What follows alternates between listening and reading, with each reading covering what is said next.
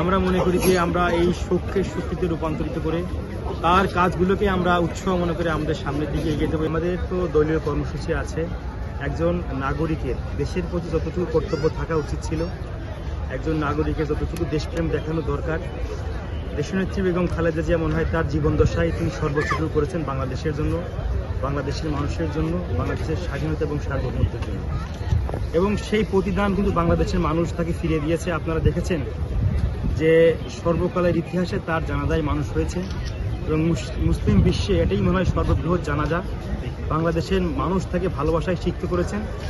আমরা মনে করি উনি ছাত্রদলের সাংগঠনিক অভিভাবক ছিলেন, আমাদের পথ প্রদর্শক হয়েছিলেন এবং তার দেখানো পথেই আমরা আগামীতে তার যে আদর্শ, তার যে আকর্ষণীয়তা, তার যে দেশপ্রেম, সেই সব গুণাবলীতে উদ্দীপ্ত হয়েই আমরা আগামী দিনে তার এই পথ চলাকে আমরা আমাদের পথে মনে করে আমরা আগামী দিনে আমাদের পথ চলবো। আমরা ছাত্রদল তার আদর্শকে ধারণ করেই, তার দেশপ্রেমকে ধারণ করেই, তার ভালো কাজগুলোকে উৎসাহ মনে করি আমরা সামনের দিকে এগিয়ে যাব। আমরা সেই আশা করি যে দেশনেত্রী বেগম খালেদা জিয়ার দেশপ্রেমী এবং তার যে আকর্ষণীয়তা সেটা আমাদের সামনের দিনে পথ চলাতে আরও বেশি আমাদেরকে উৎসাহিত করবে।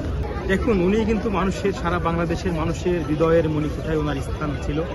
আমরা মনে করি যে আমরা এই শোককে শক্তিতে রূপান্তরিত করে তার কাজগুলোকে আমরা উৎসাহ মনে করে আমাদের সামনের দিকে এগিয়ে দেবো। এবং বিএনপির, শুধু বিএনপি নয়, আপনারা দেখেছেন যে ওনার জানাজাতে সকল ধর্ম বর্ণ মতের মানুষ কিন্তু প্রার্থনাতে রেখেছেন ওনাকে এবং সকলেই কিন্তু ওনার জানাজাতে এসেছেন এবং সারা বিশ্বে এটাই মনে হয় সর্ববৃহৎ জানাজা। এবং মানুষের যে ভালোবাসা, দেশের জন্য ভালোবাসা, দেশের মানুষ যে ভালোবাসা ফিরিয়ে দেয়, এটা কিন্তু আমরা দেখেছি দেশনেত্রী বেগম খালেদা জিয়ার জানাজার নামাজে। আমরা মনে করি ওনার যে পথ, সেই পথ কখনোই আমরা সেই ভুল পথে পরিচালিত হব না। উনি যে সঠিক পথ আমাদের দেখিয়েছেন, আমরা সেই পথে পরিচালিত হয়ে শোককে শক্তিতে রূপান্তরিত করে আমরা আগামী দিনে এগিয়ে যাবো, এটাই আমাদের প্রত্যাশা। বেগম জিয়ার সাথে আপনার কোনো সুখকর স্মৃতি আছে কিনা? বেগম জিয়ার সাথে আমাদের স্মৃতি আছে। আমি যখন 15 সালে জেলে ছিলাম, আমি যখন বের হই তখন ওনার সাথে দেখা করতে গিয়েছিলাম গুলশান কার্যালয়ে। আমি তখন সেকেন্ড ইয়ার শেষ করে থার্ড ইয়ারে পড়ি। 7 মাস জেল খেতে গেছি। তো উনি আমাকে দেখেই বলছেন, তোমাকে কেন ধরে নিয়ে গেছে এত ছোট বয়সে? আমি বললাম, ম্যাডাম, মিছিল থেকে আমাকে ধরে নিয়ে গেছে।